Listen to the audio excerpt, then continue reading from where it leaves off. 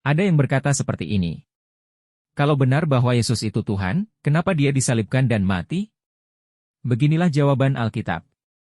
Markus pasal 9 ayat 30-32. Yesus dan murid-muridnya berangkat dari situ dan melewati Galilea, dan Yesus tidak mau hal itu diketahui orang, sebab ia sedang mengajar murid-muridnya. Ia berkata kepada mereka, Anak Manusia akan diserahkan ke dalam tangan manusia, dan mereka akan membunuh dia, dan 3 hari sesudah ia dibunuh ia akan bangkit. Mereka tidak mengerti perkataan itu, namun segan menanyakannya kepadanya.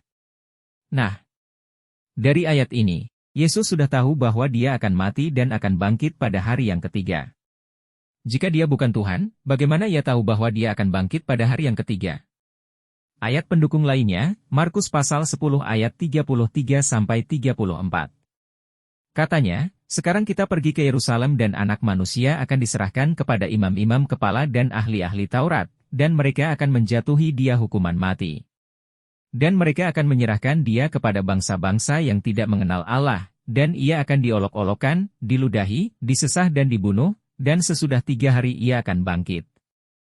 Perlu kita imani, bahwa Yesus disalibkan dan mati, bukan karena dia tidak bisa membebaskan dirinya, melainkan dia menggenapi janji firman Tuhan. Sebenarnya masih banyak ayat Alkitab yang menceritakan tentang nubuat kematian Yesus, tapi saya hanya tampilkan 2 bagian ayat saja. Perlu dipahami bahwa fisik Yesus adalah manusia, sehingga wajar jika Yesus mati. Namun roh yang ada dalam tubuhnya adalah roh Allah. Yesus dalam Alkitab biasa disebut anak manusia. Kenapa? Karena fisiknya dilahirkan oleh manusia. Yesus juga sering disebut sebagai anak Allah. Kenapa? Karena rohnya dari Allah. Saya ilustrasikan seperti ini. Sekarang lagi marak penjualan iPhone dengan harga yang sangat-sangat murah. Harga yang ditawarkan tidak sampai 1 juta. Cek per cek, ternyata isinya bukan iPhone, tapi HP murahan. Maaf, di sini saya tidak menyebut toko, jadi jangan ada yang tersinggung ya.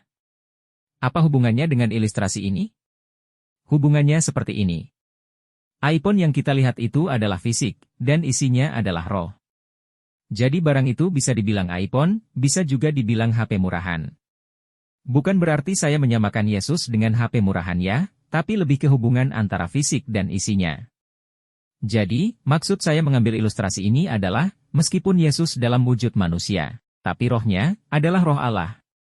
Jadi, jika rohnya adalah roh Allah, maka Yesus juga adalah Allah. Demikianlah pembahasan mengenai kenapa Yesus mati dan disalibkan. Semoga bermanfaat. Tuhan Yesus memberkati kita semua.